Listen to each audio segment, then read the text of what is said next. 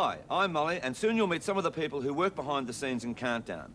A few things to remember if you want to work in TV is there aren't any gimmicks behind the scenes. Programs are made by a hard-working team of trained professionals, not amateurs. The competition for jobs in TV is always fierce, so the more qualifications you have, the better your chances are of scoring a job. It sounds tough, doesn't it? But don't give up. Determination is important, so try again. And from me, good luck.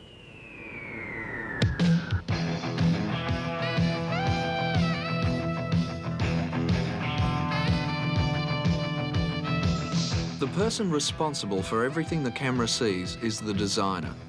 In this case, it's a set for a rock band. It can include costumes, makeup, artwork and special effects for any type of program. I like the scale of the work, the variation. You know, you could be filming, you could be doing light entertainment, you could be doing drama, you could be doing costume designing. You touch on everything.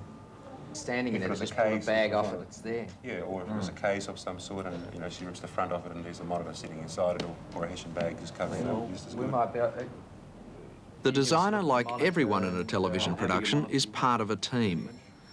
Des uses a sketch to give Walter, the director, a clear idea of what design he has in mind. When the basic look is agreed upon and approved by the director, it's off to the drawing board. Here, on a plan of the studio floor, all the bits of the set are drawn carefully to scale. Sometimes a painstaking task. What are some of the things you don't like about it? Oh, the paperwork. But there's paperwork in everything, you know. These plans and other drawings are made to let everyone know precisely how the set is to be built and placed in the studio. If you can get that colouring, that'll be fantastic. No worries. Okay. Yep. An important part of the job is to let others in the team know exactly what is required. This helps everything go smoothly and on time.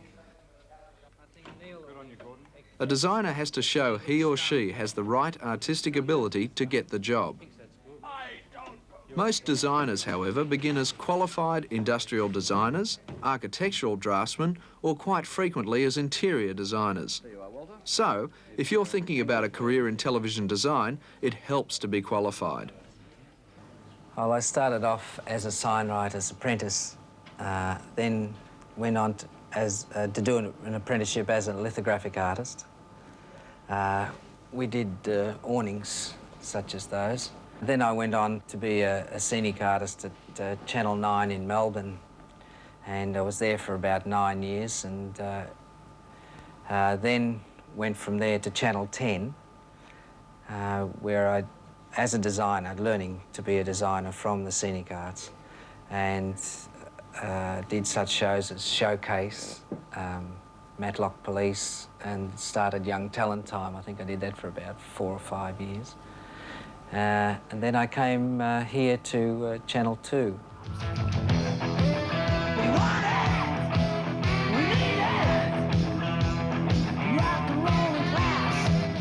Production day and all that planning becomes reality.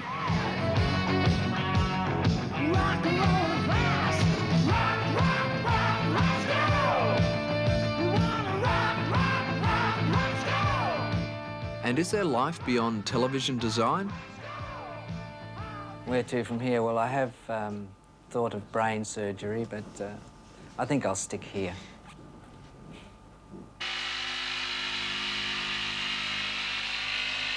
When the set design is approved and the plans drawn up, a band of skilled craftspeople start to work making the set.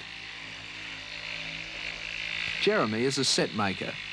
He helps create concoctions of wood, canvas, plastic, plaster and so on, to look like whatever the designer had in mind. We produce stuff called flubbic, which is you see on walls, brick walls or weatherboard walls and things like that. They look like brick walls or weatherboard walls, but they're actually plastic sheeting, which we produce here. You get to work in the studio, putting sets in the studio. You you see the other fields of the television industry, as in the lighting people, sound people, things like that. You get to work with a quite varied range of people. Here, a sheet of cardboard is being cut to look like a slab of metal. It's a specialist job and you need trade qualifications. Well, when I left school, I went straight into an apprenticeship doing engineering pattern making, during which time I did a night school course in engineering drawing as well. And engineering pattern making is a woodwork trade where you're making wooden patterns for metal or plastic products. And the pattern is exactly the same as the products, just in the line of manufacture that you need them.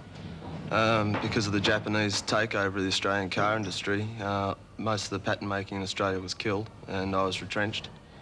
I worked for a couple of weeks as a cleaner, contract cleaner, because I didn't really like the idea of sitting on the dole for the rest of my life. And while I was doing that, my brother, who's a staging assistant at the ABC, suggested that I apply for a job as set making, which I did, and I was successful on my first try. Hey there. Across. Right. And one there. We've got quite a varied degrees of woodworking tradesmen here. We've got carpenters, cabinet makers. I'm the only pattern maker here at the moment, but there have been pattern makers here in the past. But you do have to have a trade in some sort of woodworking. You can't just walk off the street and say, hey, I want to be a set maker or a designer. You've got to be qualified for it because there's so many people who want the jobs that they're going to take the person with the most qualifications. Sets are painted by scenic artists called set finishers. An artist like Cam may be called upon to create many kinds of surfaces. It could be a false brick wall, false wood panels, plaster moulding, or in this case, sheets of cardboard put together by Jeremy are getting a rusty metal look. Painting like this requires a flair and wide professional experience or trade qualifications in painting and decorating. We work with the designers. We get the plans directly from them and then discuss with them colour and how the light's going to affect what colour and where what colour's going to look best in the studio or out on location. It just depends. So we mainly work directly with them. And where to from here? Do you want to remain in making sets or painting sets, or? Not forever, but at the moment I'm enjoying it because of the variety, but I'd like to see what else is opening up maybe in design or in graphics or something like that.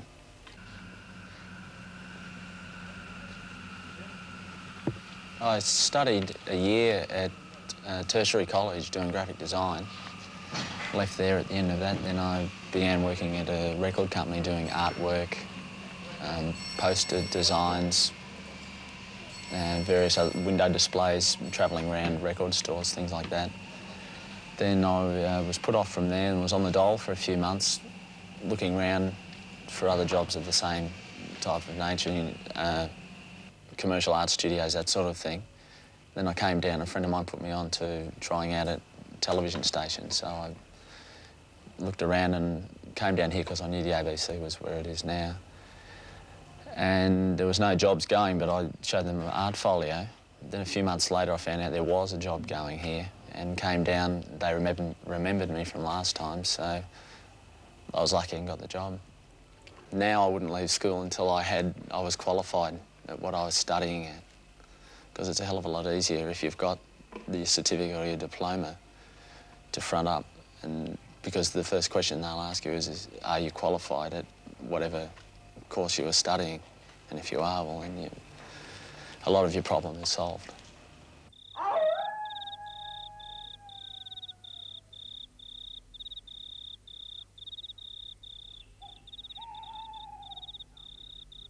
It's after midnight, and the first steps are being taken to transform an empty studio into the set for a countdown production the following morning.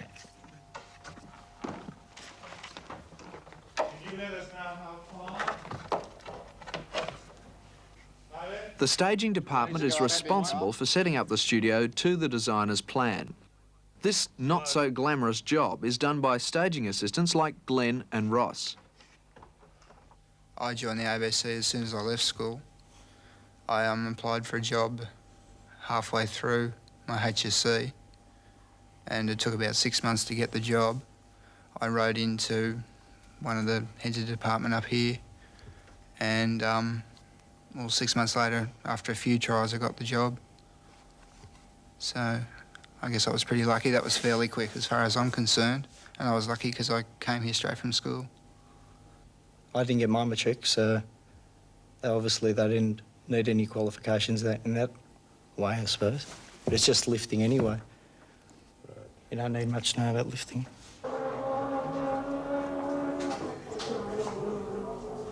Many people who hold important creative jobs in television started here in staging.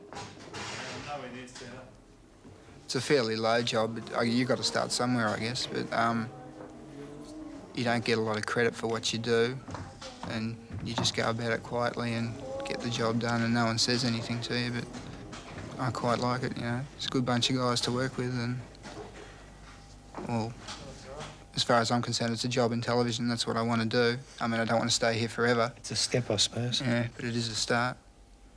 That's the way I see it. And where would you like to go from here? I would like to go to probably to floor managing, but I'll see what happens after that. It's a long waiting list. Yeah, I'd like to take the standard path of floor managing up through first assistant and then eventually become a producer, but not necessarily in television. Perhaps branch out into film or something one day. But until then, I'll see what happens here. I think a lot of people say, well, they go to tertiary education and they think, well, as soon as they get qualified, then I'll immediately get a job in television production, which is not true at all. So myself personally, I think by working my way up through the ranks, I may get further than someone who has been all the way to tertiary level. Let's give them a hand.